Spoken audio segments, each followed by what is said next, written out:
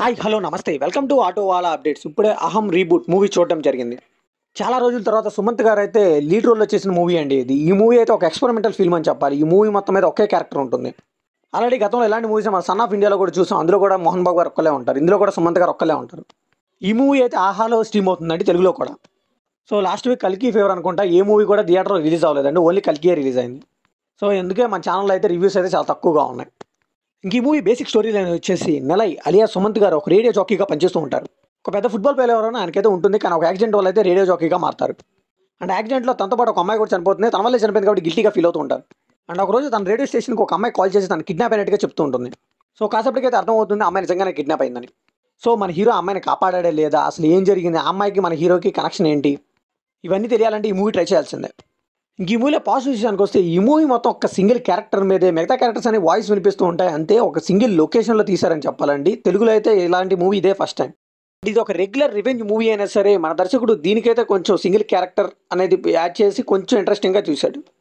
So చాలా interest build చేశారండి. Last వరకు కూడా మనకైతే చాలా ఇంట్రెస్టింగ్ అండ్ ఎంగేజింగ్గా అనిపిస్తుంది. స్టార్టింగ్ హీరో జాకీగా మారటం కానీ, ఆ ఇంట్రో కానీ చాలా బాగుంది.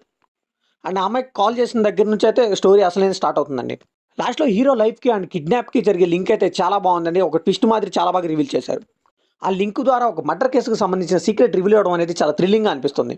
అండ్ సింగిల్ క్యారెక్టర్ మూవీతో ఆడియన్స్ని మెప్పేయడం అంటే చాలా కష్టం అని చెప్పాలండి. చాలా ఎమోషన్స్ని ఒకే లొకేషన్స్లో ఒక్కటే ఉంటాడు కాబట్టి క్యారెక్టర్ మన సినిమా అంతా ఆయన్నే చూస్తూ ఉండాలి.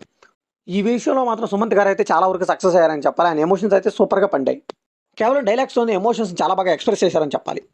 అండ్ లుక్స్ పరంగా కూడా ఇటువటికి సినిమాల కంటే కూడా ఈ సినిమాలో చాలా కొత్తగా ట్రై చేశారు.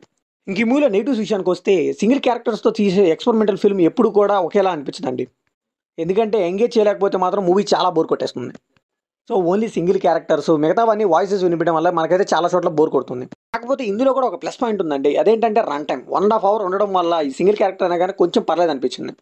ఇంకా సినిమాటోగ్రఫీ అయితే కేవలం ఒక లొకేషన్ కాబట్టి మనైతే పెద్దగా మాట్లాడుకోవాల్సిన పని లేదు. ఇంకా బీజిఎం కూడా పర్లేదు అనిపించిందండి. సో ఫైనల్గా ఈ మూవీకి మనం ఇచ్చే వర్డిక్ట్ ఏంటంటే కొంచెం ఓపికగా చూస్తే ఈ మూవీ మాత్రం ఒక కొత్త ఎక్స్పీరియన్స్ అయితే ఇస్తుందండి.